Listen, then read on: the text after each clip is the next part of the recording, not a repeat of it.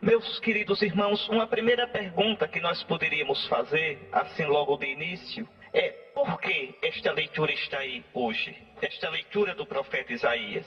E a resposta é por causa do Evangelho. A leitura deste domingo foi escolhida em função do Evangelho. Ela quer mostrar como Jesus, você vai escutar o Evangelho de Mateus daqui a pouco, como Jesus cumpre esta profecia. E por quê? Vamos acompanhar um pouquinho a leitura. Ela diz assim: no tempo passado, o Senhor humilhou a terra de Zabulon e a terra de Neftali, mas recentemente cobriu de glória o caminho do mar, do além Jordão e da Galileia das nações. Isso é o profeta Isaías, falando no século VIII antes de Cristo. Se você pegar o mapa da Terra Santa, dessa época de Isaías, você vai ver que lá, às margens do mar da Galileia, lembre que Jesus, durante os 3 anos do seu ministério, da sua vida pública, ele pregou ali às margens do mar da Galileia. Pois bem, no tempo do profeta Isaías, às margens do mar da Galileia estavam as tribos. Um pouco ao norte, a tribo de Neftali, mais a oeste, a tribo de Zabulon, a tribo de Issacar e a tribo de Manassés. Pois, no século VIII, no tempo do profeta, os assírios vieram e oprimiram e destruíram o povo que habitava ali. Uma humilhação. Pois bem, o profeta Isaías profetiza que um dia essa região será resgatada. Um dia essa região que agora vivia na treva da bota assíria, da opressão assíria, seria libertada. E a libertação verdadeira estaria ligada à vinda do Messias. Então veja, no tempo passado, o Senhor humilhou a terra de Zabulon e a terra de Neftali. Basta pensar, por exemplo, quando lá pelo final do século VIII, lá pelo ano 732, os assírios transformaram aquela região em parte do Império Assírio. E 10 anos depois, em 722 a.C., os assírios levaram toda aquela região, todo aquele povo, embora para o exílio e destruíram para sempre o Reino do Norte. Então veja, no tempo passado, o Senhor humilhou a terra de Zabulon e a terra de Naftali, mas recentemente cobriu de glória o caminho do mar, do além Jordão e da Galileia das nações. Essa região aí, no tempo de Jesus, vai ser chamada de Galileia. É a Galileia, é onde Jesus viveu. Na Galileia ficava Nazaré, fica ainda hoje.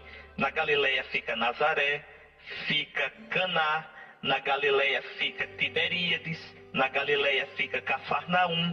Então, a região onde Nosso Senhor pregou, imagine, no século VIII parecia o fim, parecia a destruição eterna, perene para sempre. E o profeta anuncia: não, há uma esperança. Há uma esperança para essa região. E aí o profeta diz tão bonito. E lembre da primeira leitura da missa da noite do Natal. O povo que andava na escuridão viu uma grande luz. No século VIII, a escuridão. Com Jesus, a luz.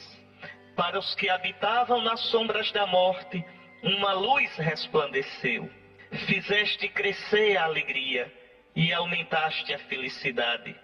Todos se regozijam em tua presença, como alegres ceifeiros na colheita, ou como exaltados guerreiros ao dividirem os despojos. É impressionante, né, meus irmãos? Quantas vezes a gente testemunha as trevas na história humana? Quantas vezes a gente testemunha a dor, a escuridão na nossa vida? A gente pode pensar nas calamidades naturais. Pense naquela calamidade o ano passado que atingiu Pernambuco, a minha Alagoas.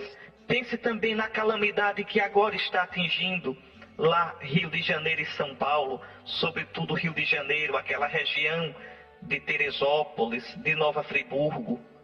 Pensem também nas tragédias históricas, as guerras, a Segunda Guerra Mundial. mais de 70 milhões de mortos, o genocídio dos judeus, 6 milhões de mortos, judeus, ciganos, eslavos. E a gente vê então tanta miséria, tanta maldade. Pense nas dores da vida de cada um de vocês, de cada um de nós.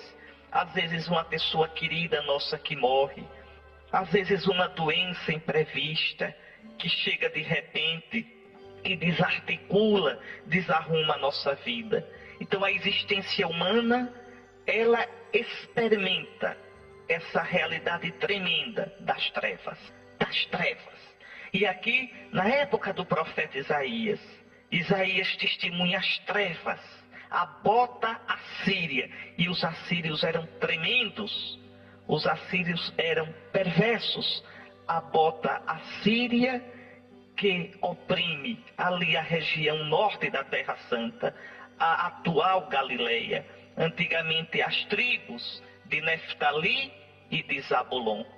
Então, diante das trevas, será que não há mais esperança? Nos momentos de tristeza, nos momentos de escuridão da nossa vida, nos momentos de tragédia, vamos dizer, nada tem sentido? Vamos dizer, Deus não existe? Eis aqui a questão. Diante da dor, diante do sofrimento, quantos olham para a gente que crê e perguntam, onde está o teu Deus? Existe Deus? Se Deus é bom, por que permite isso? Que Deus é esse? Só existe uma desculpa para o mal no mundo. Eu lia isso de um filósofo ateu. Ele olhando o mal do mundo, os sofrimentos no mundo, ele dizia, só há uma desculpa para Deus, só há um jeito de desculpar Deus diante do mal, é que ele não existe. Porque se Deus existir, ele é um açougueiro. Se Deus existir, ele é um miserável. O mundo é o seu campo de caça.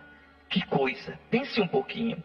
Pense um pouquinho. Realmente, o mal, o sofrimento, a treva, a dor, muitas vezes coloca diante dos nossos olhos, na nossa mente, no nosso coração, essa questão dolorosa, dolorosa sim, tremenda.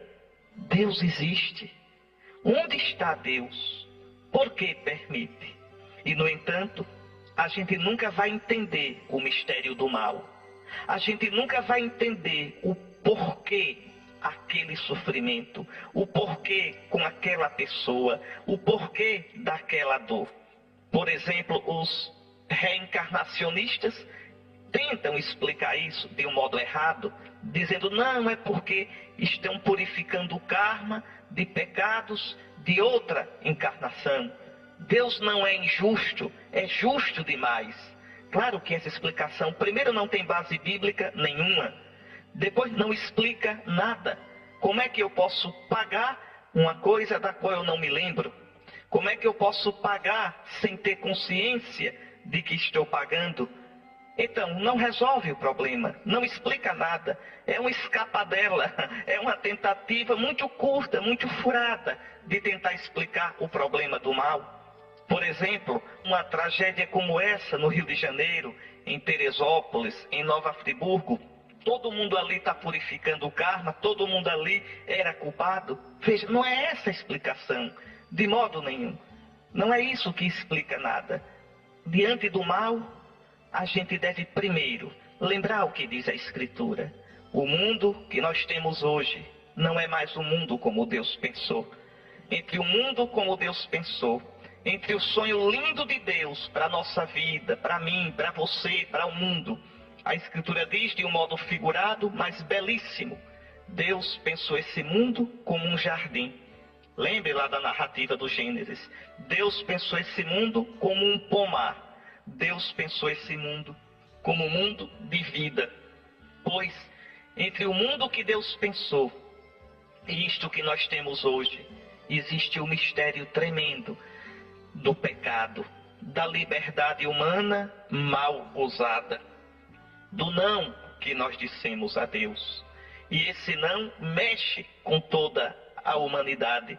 O meu não, o seu não, O não da humanidade mexe com toda a criação. Por isso São Paulo vai dizer também, no capítulo 8 da carta aos Romanos, dê uma olhadinha, pegue a sua Bíblia e olhe, Romanos no capítulo 8, São Paulo vai dizer que a criação geme com dores de parto, que a criação também está ferida. Nós não podemos entender isso tintim por tintim. Nós só sabemos isso. A Escritura nos ensina isso, que o mundo atual não é mais o mundo como Deus sonhou. Segunda coisa, a Escritura nos diz que Deus é bom e que Deus nos ultrapassa, que a sabedoria de Deus, que o discernimento de Deus, que o entendimento de Deus são muito além de tudo o que podemos imaginar. A gente olha as dores humanas, a gente olha os momentos de escuridão da nossa vida, a gente não pode explicar o porquê. Não é uma equação simples. Eu fui bom, tudo corre bem para mim. Eu fui pecador, eu fui mau, tudo sai errado para mim. Não se pode fazer esta equação assim tão simples. Nós sabemos que Deus é bom. Olhe o sol brilhando. Escute o murmúrio do mar. Veja a beleza de uma noite de lua. Olhe a beleza de uma flor, o sorriso de uma criança, a bondade de que é capaz o coração humano. Deus é bom. Há uma bondade, há uma harmonia na criação, há uma harmonia em tudo quanto existe. Mas por trás dessa bondade, dessa harmonia, há pontos escuros, há pontos de dor, de sofrimento, de injustiça. No entanto, Deus é bom. Deus viu que tudo era bom.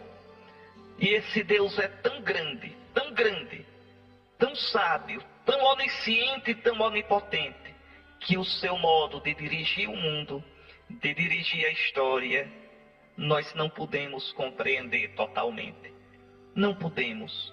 Nós não podemos entender os pontos negros de dor na história, na criação, como Isaías não podia entender totalmente a dor de Zabulon, de Neftali, da região da Galileia, quando os assírios crudelíssimos vieram oprimir aquela região. No entanto, veja, naquela escuridão, Isaías anuncia a luz. Deus é bom. E quando a gente se abandona na bondade de Deus, quando a gente se entrega a Deus, quando a gente se coloca nas mãos de Deus, a gente mesmo na treva mais escura é capaz de experimentar essa bondade amorosa de Deus, que nos dá força, que nos faz ver que, seja na vida, seja na morte, somos preciosos diante de Deus, e o seu amor nos faz recomeçar. Depois, ainda aqui uma coisa, ainda um ponto, que no sofrimento, meu irmão, numa dor como aquela de Teresópolis, de Nova Friburgo, numa dor na sua vida, nessas dores, nessas injustiças da história humana, a gente não pode esquecer. Há ainda um ponto. E que ponto é, Dom Henrique?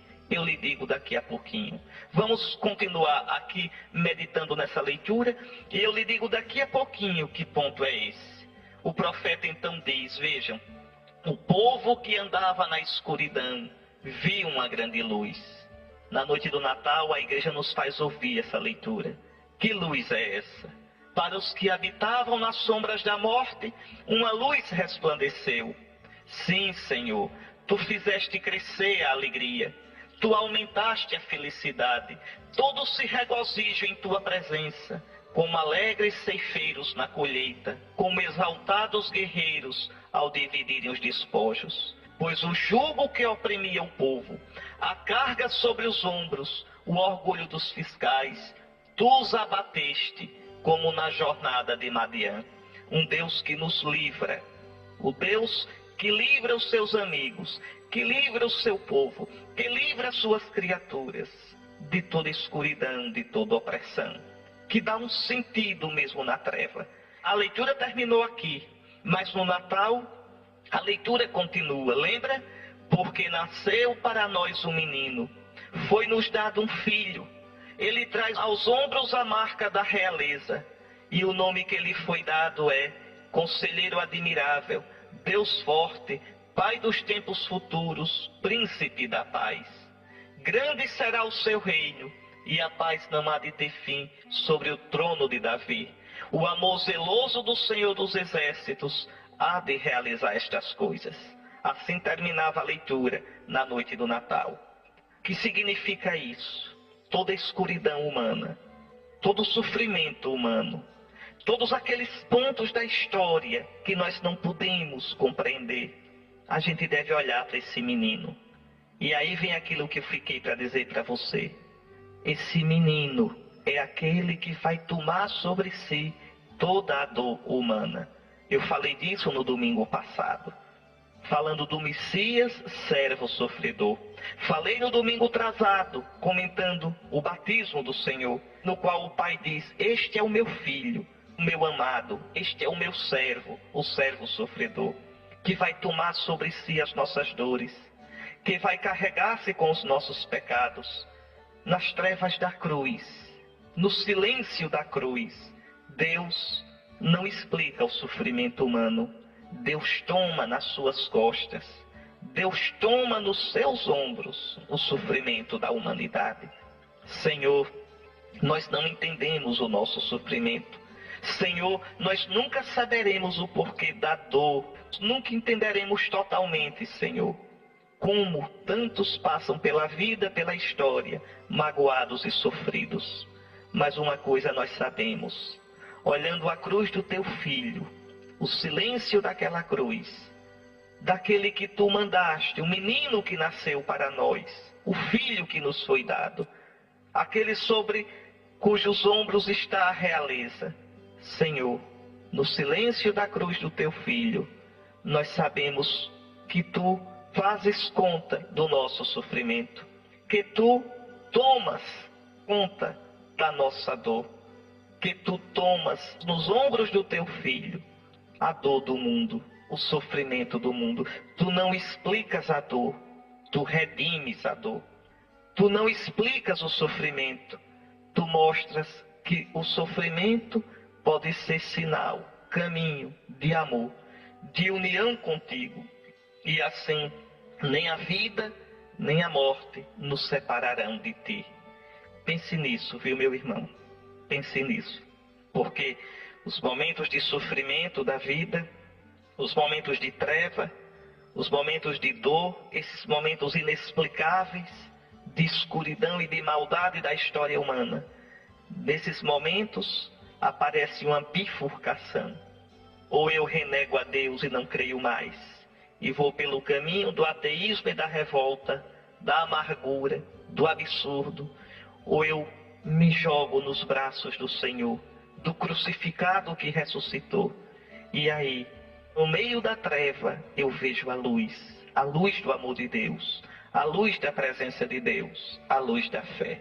É esse sentido tão bonito, meus irmãos, dessa primeira leitura que acabamos de escutar. Mas eu gostaria de aproveitar também essa leitura para falar um pouquinho com você, pedir para você olhar um pouquinho na sua Bíblia, no mapa que tem na sua Bíblia. A sua Bíblia deve ter alguns mapas da Terra Santa, para que você entenda um pouco, já que nós vamos acompanhar a cada domingo Jesus no seu ministério, Jesus adulto, depois que celebramos o Natal, para você entender um pouquinho a geografia da Terra Santa. Então, Mateus vai usar, você vai escutar daqui a pouco, vai usar esse texto de Isaías. Ele vai usar no Evangelho. E por quê? Porque quis mostrar, como eu já disse, que Jesus, indo morar em Cafarnaum. Cafarnaum fica às margens do mar da Galileia. Cafarnaum fica na região onde antigamente estava a tribo de Neftali. Por isso, o texto fala Zabulon e Neftali. Pois Jesus indo morar em Cafarnaum, onde ficava a tribo de Neftali, vizinha à tribo de Zabulon, Jesus vai brilhar ali como luz. Então, no século VIII, treva. E agora chega Jesus, a luz. Pois, tome a sua Bíblia, procure no mapa da Terra Santa, antes do exílio de Babilônia. Procure ver onde ficava as 12 tribos de Israel, sobretudo a tribo de Zabulon e a tribo de Neftali. E aí procure depois no mapa da Palestina do tempo de Jesus, onde fica Cafarnaum. E veja, fica às margens do mar da Galileia, na estrada, no caminho do mar. Cafarnaum ficava à beira-mar, na via mares, a estrada do mar da Galileia. Pois bem, aproveite para conhecer um pouquinho melhor a Terra Santa. Observe bem que o território ao norte da Terra Santa, esse território no tempo de Jesus se chamava, e se chama ainda hoje, Galileia. Aí Jesus pregou mais ou menos 3 anos. Observe o território no centro, é a Samaria. Então você tem ao norte a Galileia, você tem no centro a Samaria, e no sul você tem a Judeia, onde está Jerusalém, a capital de Israel. Recorde que os judeus no sul e os samaritanos no centro não se davam bem. No tempo de Jesus, os judeus habitavam na Galileia e na Judeia. Os galileus eram unidos aos judeus na religião. Praticavam o culto lá no templo de Jerusalém. Quando Jesus ia para Jerusalém, tinha que passar pelo meio, pela Samaria. E os samaritanos não se davam com os judeus. Quando o pessoal da Galileia tinha que atravessar a Samaria para ir lá para o templo de Jerusalém, no sul, na Judeia, às vezes os samaritanos tratavam mal. Lembra do diálogo de Jesus com a samaritana? Dê uma olhadinha em João, o Evangelho de João. Olha João, capítulo 4, nos versículos 1 a 9, que você vai ver isso. Os judeus não se davam com os samaritanos, tá certo? Depois, uma outra coisa, localize também no mapa onde fica o mar da Galileia. Note que não é um mar, não, é um lago gigante, formado pelo Rio Jordão. Foi neste mar, que não é mar, é um lago, foi neste mar que Jesus pregou. Foi aí que Jesus acalmou uma tempestade de vento. Foi aí que Jesus andou sobre as águas. Foi aí que Jesus fez o milagre da pesca abundante. Então, sempre que os evangelhos falam do mar, é deste lago que eles estão falando. É também conhecido como o mar de Tiberíades, como o lago de Tiberíades, como o lago de Genezaré, o mar de Genezaré. Então, dê uma olhadinha, aproveitando essa leitura, dê uma olhadinha para conhecer melhor a terra onde Deus andou, a Terra Santa, está certo? E lembre, fiquemos então com essa lição da primeira leitura de hoje. Mesmo a treva mais escura na nossa vida, na vida do mundo, não nos deve levar ao desespero, nem à descrença. Porque o povo que andava na treva pode ver a luz que é Jesus, a luz que brilha nas trevas. Mesmo as trevas para vós não são escuras, a noite resplandece como o dia. Muito bem, meus irmãos, fiquemos com o salmo da missa de hoje, o Salmo 26. O Senhor é a proteção da minha vida, o Senhor é a minha luz, é a minha salvação. De quem eu terei medo? A gente vai rezar daqui a pouquinho esse salmo. Então veja, mesmo na treva, o Senhor é a minha luz, minha salvação. De quem eu terei medo? O Senhor é a proteção da minha vida. Perante quem eu tremerei? Eu sei que hei de ver a bondade do Senhor na terra dos viventes. Espera no Senhor, tem coragem. Aquilo que eu dizia, comentando a primeira leitura no bloco anterior. Meus queridos irmãos, lembrem, nós estamos continuando a escuta da primeira epístola de São Paulo aos Coríntios. Domingo passado, começamos já a escutá-la. Durante todos esses domingos agora, nós vamos ouvir as principais passagens dessa primeira carta de São Paulo aos Coríntios. Até começar a quaresma, na segunda leitura da missa, é a primeira carta de São Paulo aos Coríntios que escutamos. E o que nos diz essa palavra que acabamos de ouvir? Observe que São Paulo está preocupado com as divisões na igreja de Corinto. Os coríntios eram particularmente sensíveis, tinham a tendência para a divisão. Corinto era uma cidade enorme, uma cidade das grandes cidades do Império Romano. Tinha 2 portos. Então vocês imaginem, era uma cidade cosmopolita, uma cidade importante, uma cidade muito dada também à depravação, à imoralidade. Uma cidade agitada. E ali, São Paulo, na sua segunda viagem apostólica, pregou o Evangelho, fundou a igreja de Corinto. Quando a gente vê assim, carta de São Paulo aos Coríntios, quer dizer, carta de São Paulo à pequena comunidade de Corinto, à pequena igreja de Corinto. Pois São Paulo vai escrever a esta comunidade para chamar a atenção para alguns pontos muito práticos da vida da igreja. Paulo escreveu essa carta lá pelo ano 57 da era cristã, durante a sua terceira viagem. Paulo fundou a igreja de Corinto na segunda viagem apostólica. Na terceira viagem, ele passou um bom tempo, cerca de 3 anos, em Éfeso.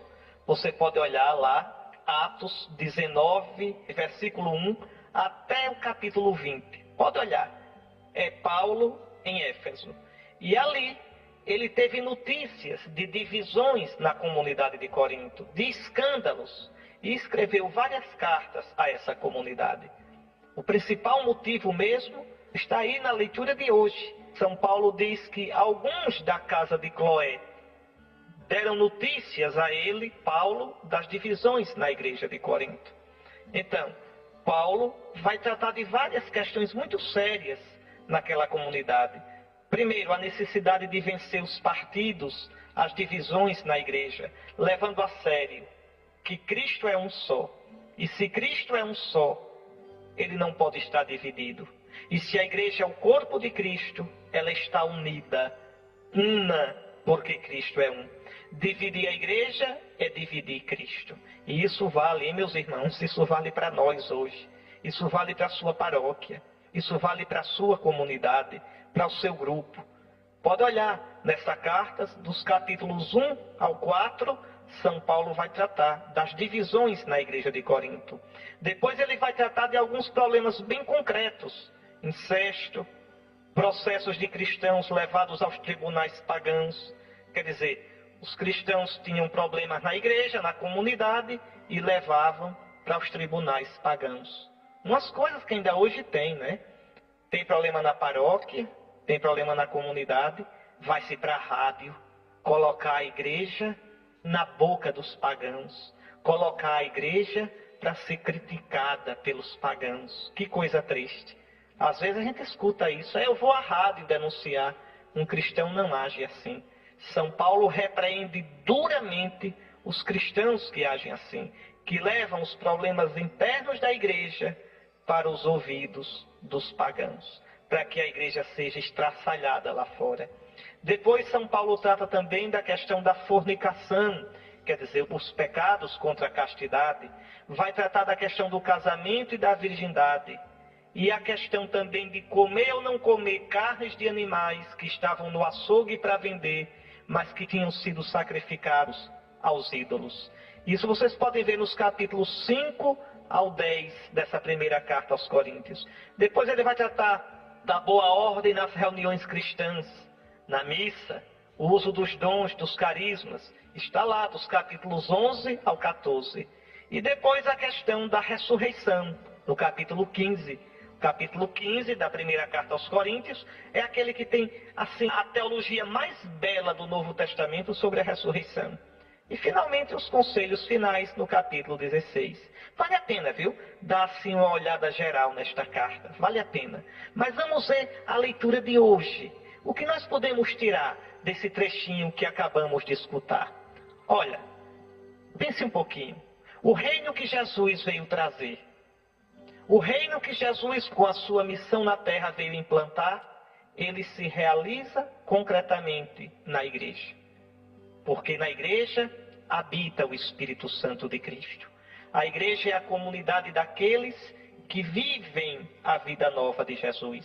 Essa vida nova deve aparecer no nosso modo de viver, no nosso modo de proceder. Mas que tristeza, né, meus irmãos? É tão grande o dom que nos foi dado.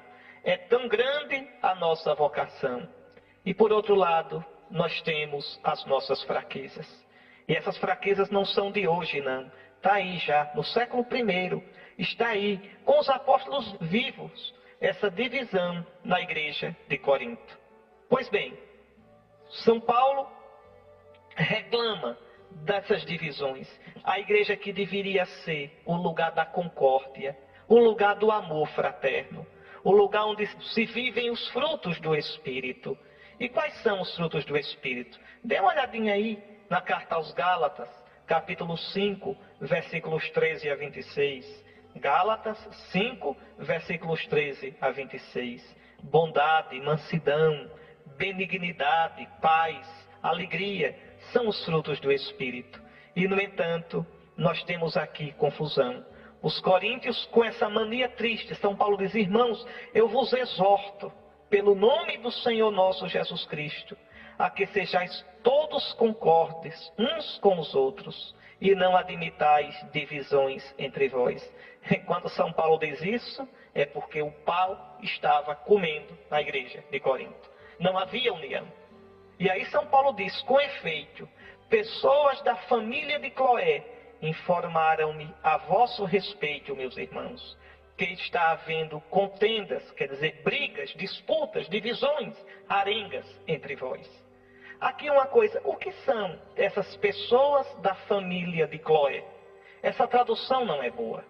Na verdade, não são pessoas da família de Cloé, são pessoas da casa de Cloé. E o que é essa casa de Cloé? É que os cristãos não tinham igrejas, não tinham templos. Onde os cristãos se reuniam? Nas casas. Então, se reuniam para celebrar a missa na casa de A, na casa de B, pegavam as casas melhores, umas casas onde tivesse mais espaço, mais ambiente para se celebrar a Eucaristia, e ali se reuniam todo domingo. Então, são pessoas que se reuniam na casa de Cloé, o grupo que se reunia na casa de Cloé, que vem reclamar, dá notícias em Éfeso a São Paulo, dá notícias das divisões que havia na igreja de Corinto.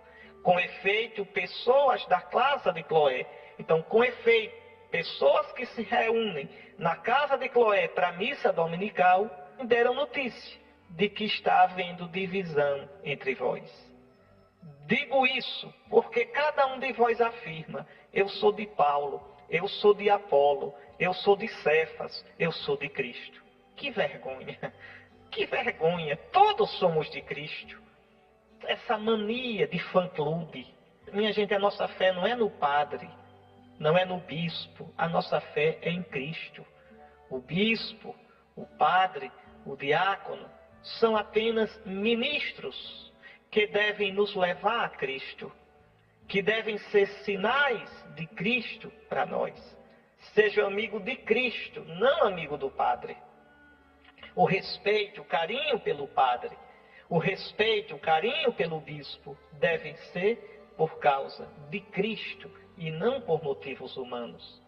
É muito ruim quando a gente é amigo de padre, mas não é amigo de Cristo.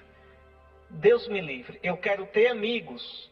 Eu quero o respeito do povo de Deus, mas porque o povo de Deus ama a Cristo e vê Cristo no meu ministério, na minha pessoa de ungido de Cristo. Isso sim, porque senão vai acontecer isso que aconteceu em Corinto. Eu sou de Paulo, eu sou de Cefas, eu sou de Apolo.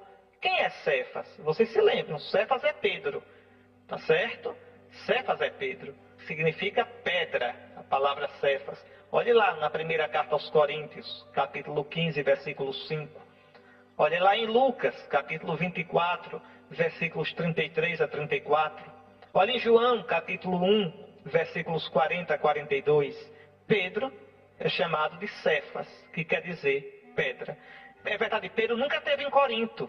Apolo esteve, Paulo esteve. E por que é que se Pedro nunca esteve em Corinto, alguns dizem eu sou de Cefas? Porque a autoridade de Pedro era conhecida por todos os cristãos. Como estamos em comunhão com o senhor arcebispo, vocês estão em comunhão com o senhor arcebispo e com o seu auxiliar, que sou eu. Por quê? Porque somos sucessores dos apóstolos. Então, São Paulo reclama dessa divisão. E aí ele pergunta: será que Cristo está dividido? Cristo é um só. A igreja é o corpo de Cristo. Então, como é que um diz eu sou de A, outro diz eu sou de B? Não é? Acaso Paulo é que foi crucificado por amor de vós? É no nome de Paulo que fostes batizados? E aí Paulo, aborrecido, diz, eu não batizei ninguém aí. Cristo não me enviou para batizar, mas para pregar o evangelho da salvação.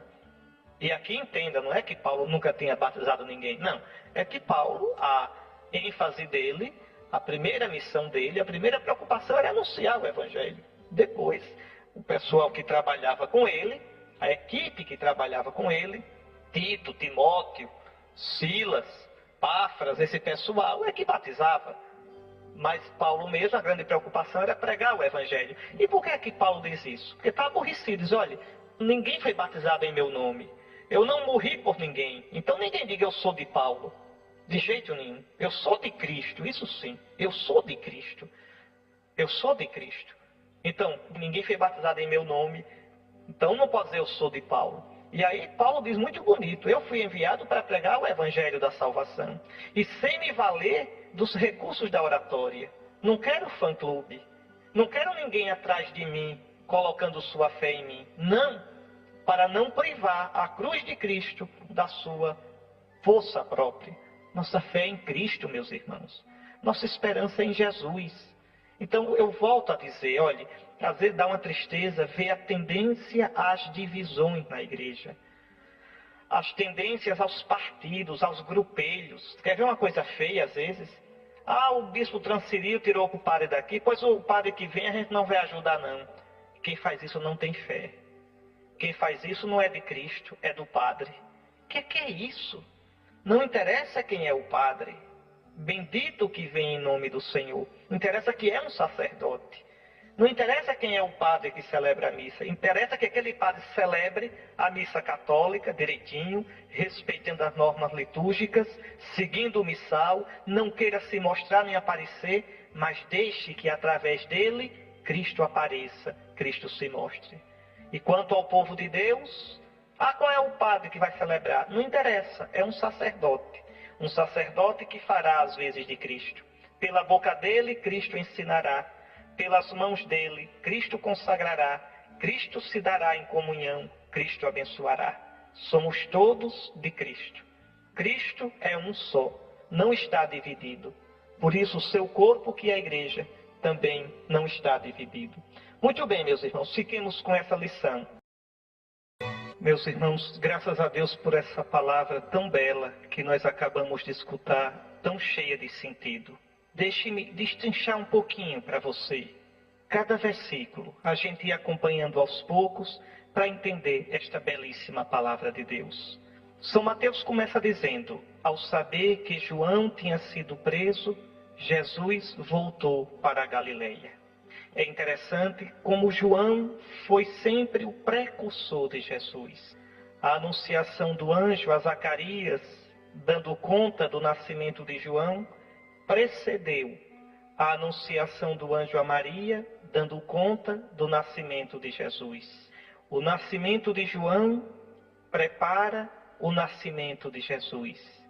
A pregação de João prepara a pregação de Jesus. João agora está preso. Era o sinal, meus irmãos. Era o sinal que Jesus estava esperando. Ao saber que João tinha sido preso, Jesus voltou para a Galileia. E onde ele estava? Estava na região da Judeia, onde fora batizado por João Batista. Ficou por ali. Lembre, ele deixa a companhia de João logo após o batismo e vai para o deserto. Adentra-se no deserto, onde foi tentado por Satanás, onde combateu Satanás. Agora, ao saber que João tinha sido preso, Jesus volta para a Galileia, mas não volta para Nazaré, vai para Cafarnaum. Cafarnaum é onde mora Pedro, é onde mora Tiago, João, André. Cafarnaum fica à beira-mar. Ainda hoje existem as ruínas de Cafarnaum. Por que Jesus vai para Cafarnaum? É um centro maior. Ali, vizinho mesmo ao mar da Galileia, na costa mesma do mar da Galileia, passa a Via Maris, a estrada do mar. As pessoas que vêm do Egito, no sul, subindo para a Síria, para Damasco, no norte, passam por ali, geralmente. Então, ali Jesus terá mais chance de fazer repercutir a sua mensagem, a boa nova, o evangelho que ele vem anunciar. Nazaré, se ele ficasse lá, seria um centro tão acanhadozinho, tão pequenininho. Jesus então vai morar em Cafarnaum, que fica, o evangelho mesmo diz, às margens do mar da Galileia, no território de Zabulon e Neftali. Como eu já expliquei na primeira leitura de hoje, ali onde está Cafarnaum, era antigamente, quando as tribos foram divididas, lá no século 11, 10 a.C., ali ficava a região da tribo de Zabulon e da tribo de Neftali. Pois bem, Mateus vê aí a profecia de Isaías se cumprindo. O que dizia a profecia? Terra de Zabulon, terra de Neftali, caminho do mar, região do outro lado do rio Jordão, Galileia dos pagãos. O povo que vivia nas trevas viu uma grande luz, e para os que viviam na região escura da morte, brilhou uma luz. Mateus então pega este oráculo de Isaías.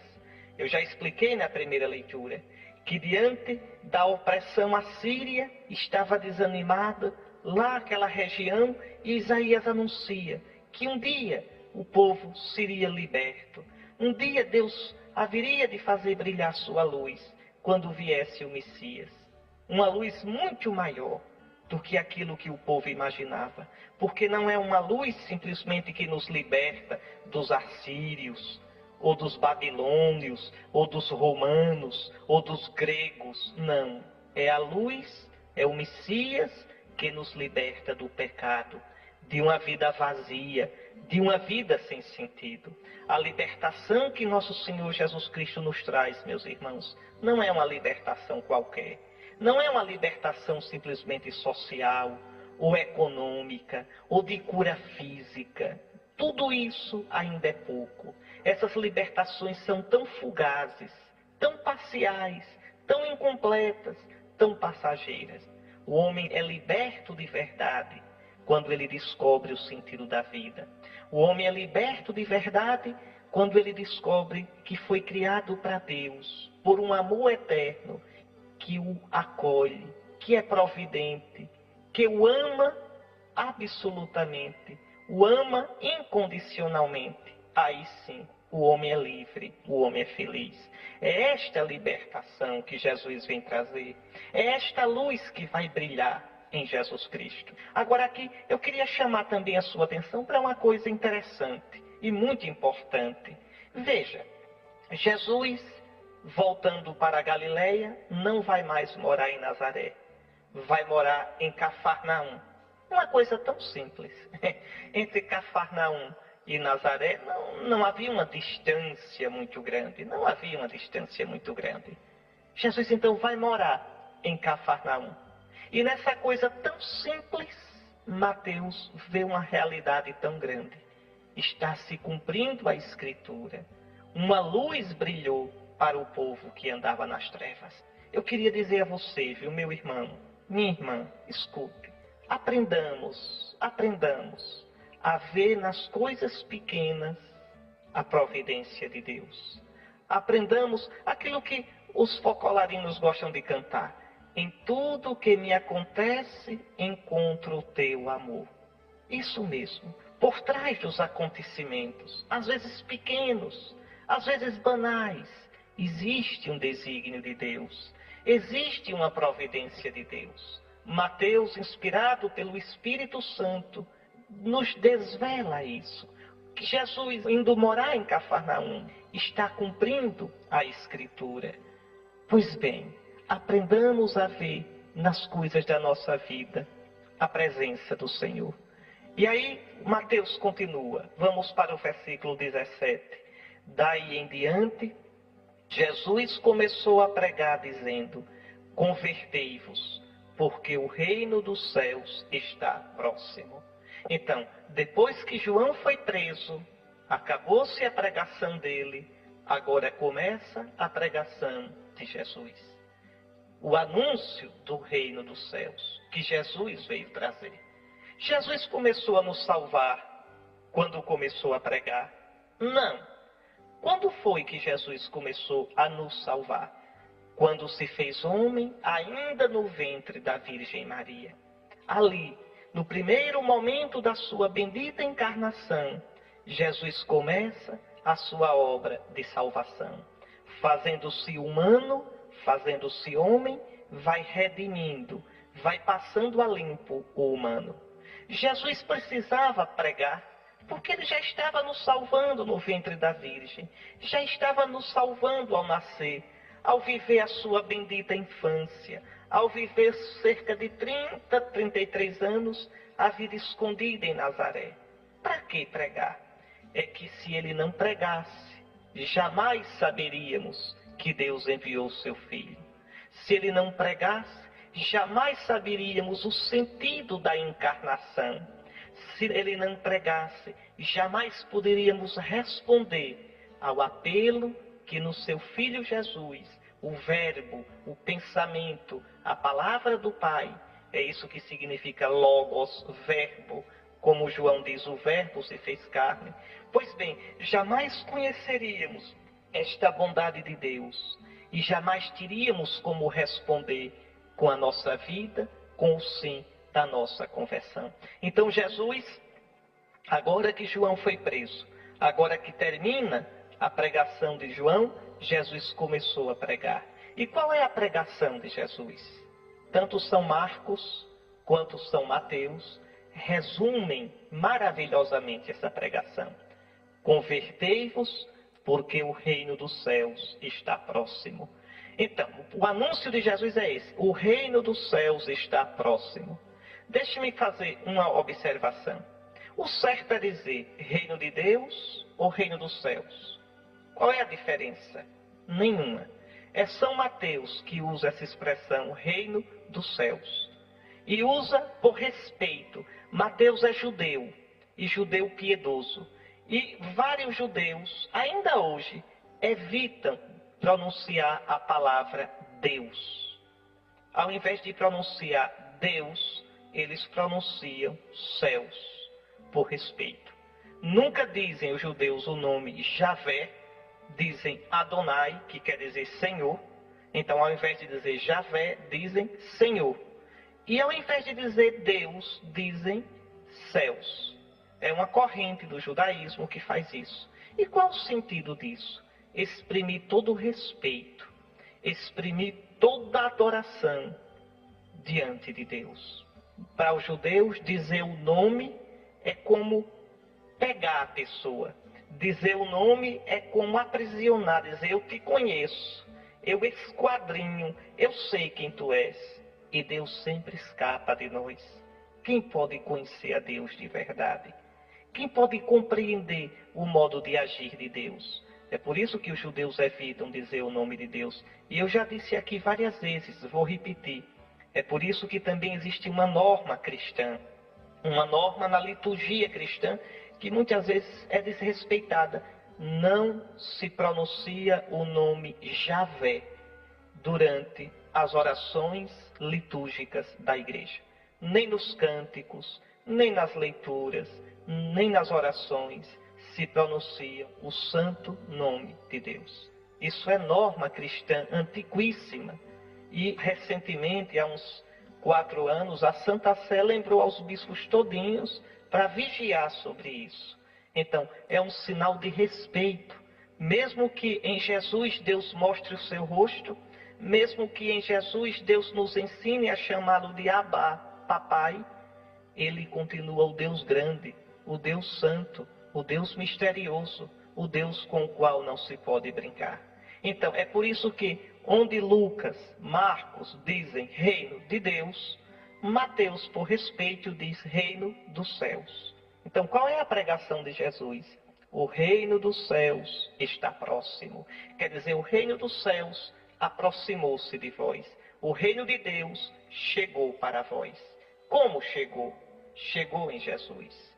Em Jesus, o Filho amado, o Filho bendito, Deus está reinando. Primeiro reinando na vida de Jesus. Lembrem, Jesus ao entrar no mundo diz, eu vim, ó Pai, para fazer a tua vontade. Então, o Pai reina na vida de Jesus. E todo aquele que acolher a pregação de Jesus, todo aquele que seguir Jesus, vai deixar que Deus reine na sua vida. Com Jesus, o reino de Deus entra na vida da gente, o reinado de Deus. E aí a gente descobre que Deus é Pai, Pai de Jesus, que se torna nosso Pai, porque Jesus nos dá o seu espírito de filho. Se a gente descobre, se a gente experimenta que Deus é nosso Pai em Jesus, a gente descobre que é irmão uns dos outros. A gente descobre, então, uma nova relação com os outros. A gente descobre o nosso valor e o valor dos irmãos e o valor da criação toda. É isso que Jesus veio trazer e vai consumar, vai selar, vai alcançar com a sua morte e ressurreição, cujo fruto é o dom do Espírito Santo. O Espírito de amor, o Espírito que vai plantar no nosso coração esse reinado de Deus. Ora, então Jesus traz o reino de Deus, o reinado de Deus. Mas para que esse reinado aconteça na minha vida, na sua vida, é preciso a conversão. E por quê? Porque eu já tenho um rei na minha vida, eu mesmo. Você já tem um rei na sua vida, você. O seu capricho, a sua vontade, o seu desejo de fazer da vida o que quer, como se a vida fosse sua, como se a minha vida fosse minha. Viver dando as costas para Deus. Então Jesus vem trazer o reinado de Deus, e para que a gente acolha esse reinado, é preciso converter. Convertei-vos, porque o reino dos céus, o reino de Deus, está próximo de vós. Que apelo, hein, meus irmãos? E como é difícil. E como a gente precisa pedir a cada dia. Eu, bispo, eu, sucessor dos apóstolos, preciso pedir todos os dias a Nosso Senhor a graça da conversão, a graça de deixar que Ele reine na minha vida, que eu faça a vontade dEle e não a minha, que eu escute a palavra dEle e não meus caprichos, não as escuridões do meu coração. Isso é um caminho, isso é um processo que dura a vida toda. Convertei-vos, para que o reinado de Deus entre na vossa vida. E aí, a partir do versículo 18 até o versículo 22, Mateus vai mostrar como esse reinado de Deus que Jesus traz exige que a gente se deixe, exige a conversão. É belíssimo. Mateus conta a vocação dos 4 primeiros discípulos. Veja, quando Jesus andava à beira do mar da Galileia, viu 2 irmãos, Simão, chamado Pedro, e seu irmão André. Estavam lançando a rede ao mar, pois eram pescadores. Depois, no versículo 21, caminhando um pouco mais, Jesus viu outros 2 irmãos, Tiago, filho de Zebedeu, e seu irmão João. Estavam na barca com seu pai Zebedeu, consertando as redes. Jesus os chamou. É assim, Jesus passa na vida da gente. O que é que Pedro e André estavam fazendo? Pescando, lavando as redes, lançando as redes ao mar. O que é que João e Tiago estavam fazendo? Com o pai, Zebedeu, estavam lá, na barca, consertando as redes. Ou seja, no dia a dia, na vida miúda de cada dia. Como na minha vida, como na sua vida. E Jesus entra. Jesus passa pela vida desses 4 e os chama. É na vida de cada dia, meu irmão. É na vida de cada dia, minha irmã, que Nosso Senhor nos chama, que Nosso Senhor nos espera, que Nosso Senhor diz o que disse a Pedro e a André: segui-me, e eu farei de vós pescadores de homens. Eis aqui, segui-me. Ser cristão é isso, é seguir Jesus. É claro que aqui, além do chamado a ser cristão, Jesus chama para segui-lo como apóstolos. Eu farei de vós pescadores de homens. Aí é o dever do bispo, é o dever do padre e, de um modo mais secundário, do diácono também, mas sobretudo do bispo e do padre que auxilia o bispo. Então, mas vejam, segui-me e eu farei de vós pescadores de homens. Isso vale para os ministros ordenados, mas vale para todo cristão este segui-me. Se alguém quer ser meu discípulo, que ele me siga. Se alguém me ama, que ele me siga. E onde eu estarei, estará o meu servo. Jesus passa na sua praia e chama você. Chama você onde você estiver. Chama você na situação na qual você se encontrar. Pode ser no momento de alegria, pode ser na tristeza, pode ser no momento de vitória, de glória, pode ser no momento de derrota, de angústia, de fracasso. Segui-me, segui-me. E o que é que aqueles 4 fazem? O que eles fazem? Olha o versículo 20. O que Pedro e André fazem? Eles imediatamente deixaram as redes e o seguiram. E o que é que João e Tiago fazem? Eles imediatamente deixaram a barca e o pai e o seguiram. Vejam, imediatamente. É assim que o reino acontece. Quando eu tenho coragem de imediatamente deixar aquilo que eu amo. João e Tiago deixam o pai, Zebedeu. Deixar as coisas que muitas vezes eu coloco em primeiro lugar. Pedro e André deixam a barca. Eis aqui, e eu, e você, o que nós temos de deixar para seguir Jesus, para ir com Ele. E aí Mateus termina de um modo belíssimo, está aí no versículo 23. Jesus andava por toda a Galileia, ensinando em suas sinagogas, pregando o evangelho do reino e curando todo tipo de doença e enfermidade do povo. Vamos aprofundar um pouquinho esse versículo. Então veja, Jesus, a pregação dele começou na Galileia. Jesus viajou algumas vezes à Judeia, para Jerusalém. Quando é que ele viajava? Para as festas. Para a festa das tendas, para Pentecostes e sobretudo para a festa da Páscoa. Então Jesus subia a Jerusalém e depois voltava para a Galileia. A pregação de Jesus, eu expliquei quando falei da primeira leitura de hoje, é todas as margens do mar da Galileia, naquela região de Cafarnaum, na região de Caná, na região de Nazaré, Naim, sempre ali no norte da Terra Santa. Jesus vai subir de modo definitivo para Jerusalém na Páscoa para morrer. Então veja, Jesus andava por toda a Galileia.